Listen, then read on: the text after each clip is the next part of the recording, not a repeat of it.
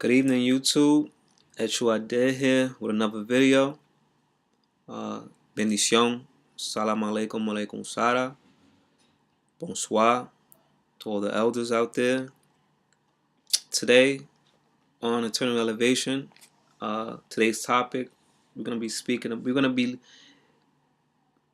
picking up where we left off from the last video. Last video was 3 sides to the story. Today we're gonna be speaking about the duties of a priest or priestess, godparent, godfather, padrino or madrina. Starting off with don't take on a responsibility of a godchild if you can't handle it. And I feel today's topic is a good one to lead into from the last one, because it'll give the viewers and the aleos and pino nuevos and the people coming into the different types of ATRs a little of a broad spectrum of what they can, because we all can say we don't want to expect, but what we can saying one thing and feeling another is two different things. So today I'm going to be speaking about the duties of a godparent. So don't take on godparents. Don't take on a responsibility if you know you can't handle it. And I'm saying that to say this: we are all human. We all have flaws. We all have strong traits. We all have things and qualities within ourselves that can benefit us, but can also, be bad for us. So if you know you have, two jobs, or you have, say you're a single parent, or if you have 20, 30 godchildren that are constantly on you, let's face the facts. Some people are not good at multitasking. Some people can't multitask very well. And godchildren require a lot of attention.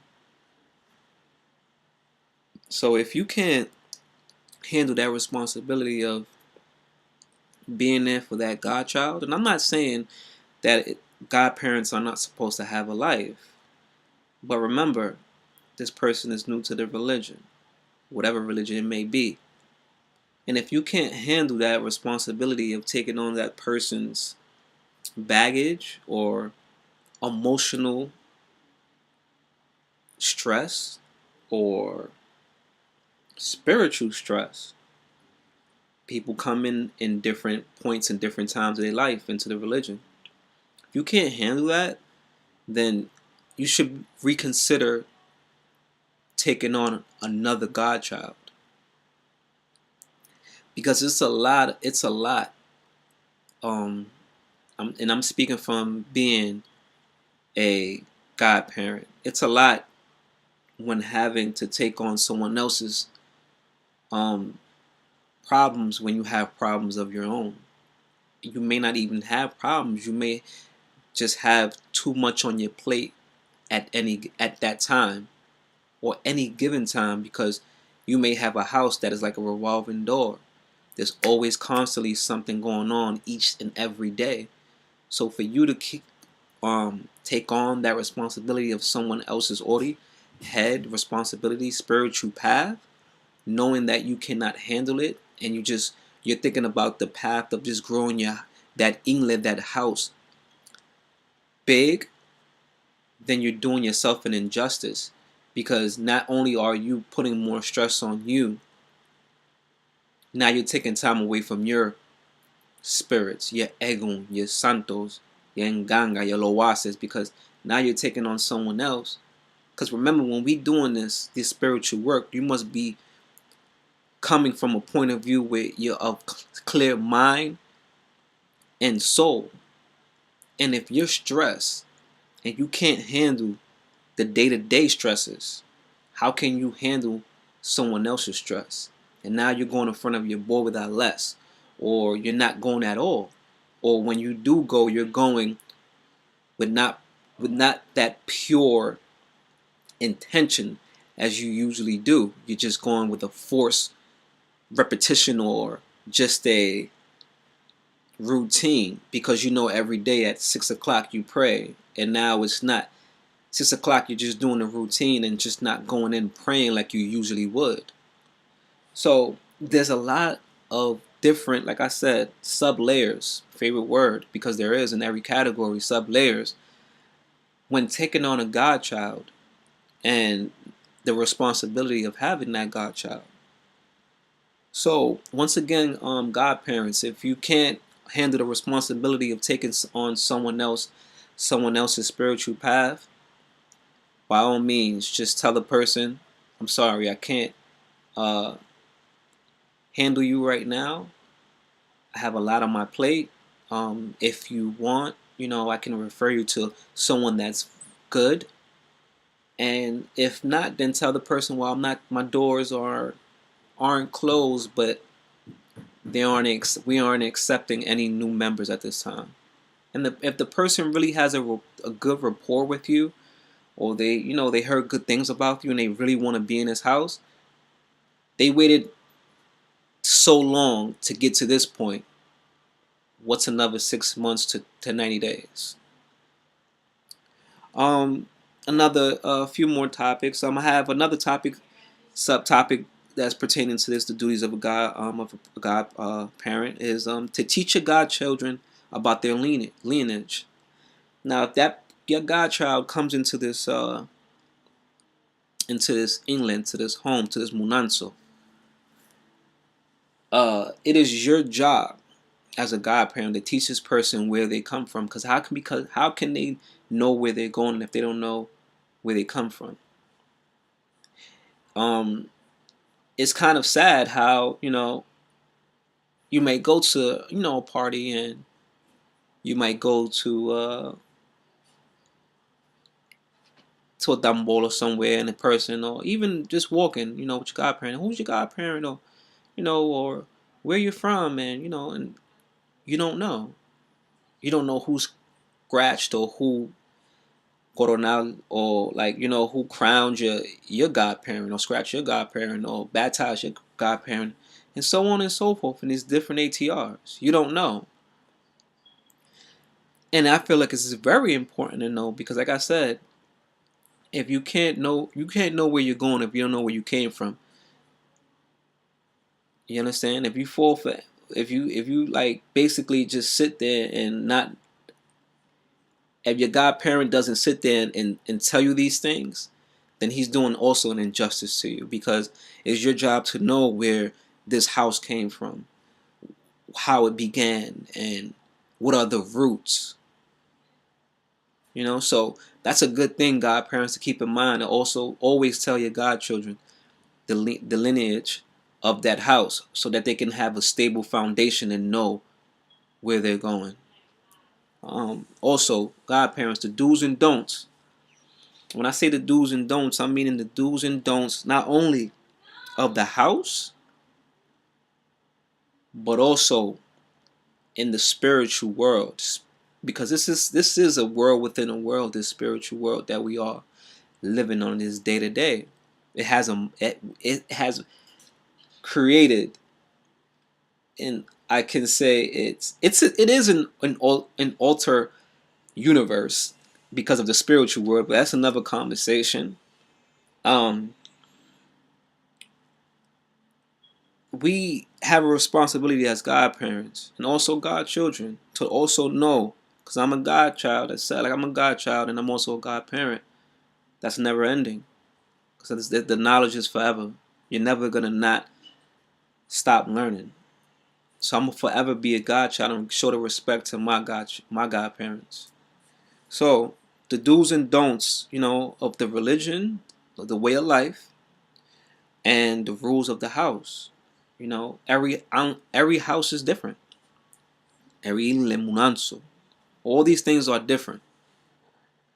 It is your godparents' job to tell you the do's and don'ts. How can you know you're doing something wrong if you don't know you're doing something wrong? So the godparents, is our job to tell these godchildren and these people coming into the religion the do's and don'ts, and not just wait for them to mess up, to tell them. This, in certain situations, I would agree that some things are better learned by experience, but there are some things that are that the basics that people need to know. And because I see some people, get upset or like frown their face or make a face when they see their godchildren make a mistake. Like they are expected, or the person's supposed to know that they aren't supposed to do that. Like I said, every house is different. Everybody lives by different rules. Everyone does and do and can set different things for their house, because that is their England, their house. They have the choice and the power to do as they wish with that house. So it is the godparents' job to tell these godchildren the do's and don'ts and the rules of that house. And godparents, see no evil, speak no evil, and hear no evil.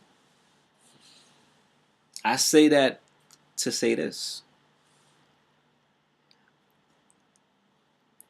These things, this internet, this world, this social media, and this is my opinion, I don't agree with putting ceremonies or santos or engangas or loases on the internet. And this is a personal choice. I feel everything isn't for everyone. Everything isn't for everyone. You have a pact, you have a relationship with these spiritual things, and why would you want to share that on the internet? Godparents, what's not fair is this rule of, you ever heard of the rule of, there's definitely a double standard in the religion, definitely. But like I said, that's another topic that we're gonna get into later on. I've seen a lot of godparents live by this rule: do as I say, not as I do. It's as if you see your godparent doing something. You gotta remember, kids, your godchild, your godchild, you're a kid. You may be 50 years old, you're still a kid in the religion. Parents are mirrors, and a child are the reflection. If they see us do something, then they're gonna do the same thing. And then that's when they do what they do, thinking that they're doing it the right way, and then they're talked about. The house is talked about, and then you feel some type of way. That's when the ego comes in. Now it's bochinche, now it's gossip all around. Your name is going around bad in the religion. Now you want to get back. Now this is when somebody feeds off that gossip, and now someone's doing witchcraft on you. But that's another topic. As I said, the internet, it is no one's friend. Whatever you see on the internet, whatever you hear on the internet, teach a godchild to stay away from it. The opposite of it. They can read and see certain things, but teach them to not be afraid to ask why. Because it is our job to tell them why cacaria is used for positive things. It can be used for other things, but like I said, those are other topics for other shows. But that's an example of, these are the things that we have to teach our godchildren, and godchildren have to learn. Never be afraid to ask why, because it is the godparents' job to tell you why. Now, there's ceremonies that you're not supposed to know about that you can't ask why until you have it or until you get initiated. But This is a show for novice. For right now. So the people, beginners coming into the religions, if your godparent can tell you certain ceremonies, always ask why. And the duties as God, as priests, you know what gets to me sometimes is that I may be in a group chat. I have Facebook and Instagram. I deleted the apps, but I go on, log in once in a while just to escape from this world. And I see priests and priestess in all types of different religions may be arguing or having a debate with other priests and priestess or priest, or aleos, and aleo might say something and he's asking a question, or he's asking it open ended, or he might be, we don't know people's personalities when typing on the other side of that screen. So we don't, unless you know a person, as to when you can know how they're asking a question by typing or texting, because you have a relationship with that person, you know how they speak. So sometimes a person might ask a question on the internet, and I see people, santeros or priest or santera, people just like try to belittle or badger or like just outright disrespect, and just like, it's just bad.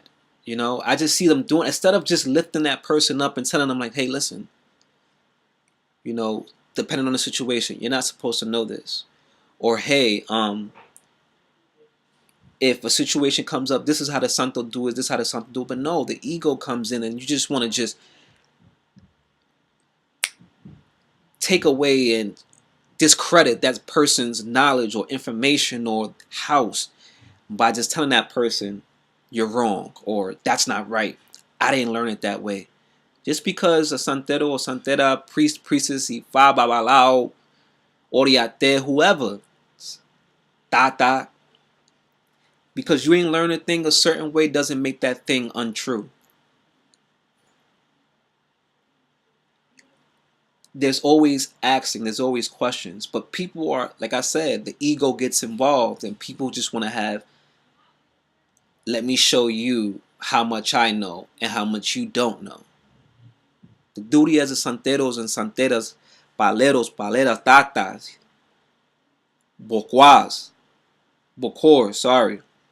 These people, these priests and priests, y'all have a duty when online. If you're gonna, if you sit there and troll or part of forums, to educate people, not discourage them from wanting to ask, not discourage them from wanting to even come back to this forum or page. You got to remember, you are a priest and priestess of these religions. You are the representation of these religions. And if they see you doing these things and saying these things, novice and people, you're giving not only your house and your godchildren, you're giving the religion that you represent a bad name. It is your duty, not job. There's a difference. It is your duty to represent the religion, this way of life.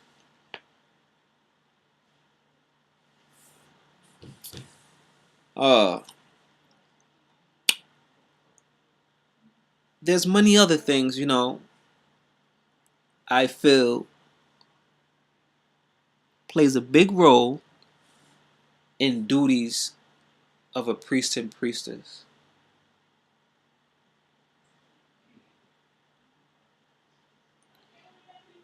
And don't allow your ego to supersede your judgments.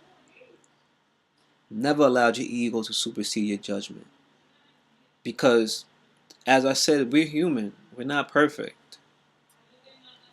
But at the same time, if you can't take on the responsibility of having a godchild, then don't do it. Always tell your godchildren the reason why you do what you do, the reason why they have to receive things in order, the reason why they have to make, depending on the walk of life you're practicing, why they have to receive certain uh baths and certain parts of, that certain elements in the world, why they have to receive a palo muerto or so on and so forth, depending on the religion, or why they have to receive these things one by one. Because at the same time, you're molding this person to become a representation of your house, of you.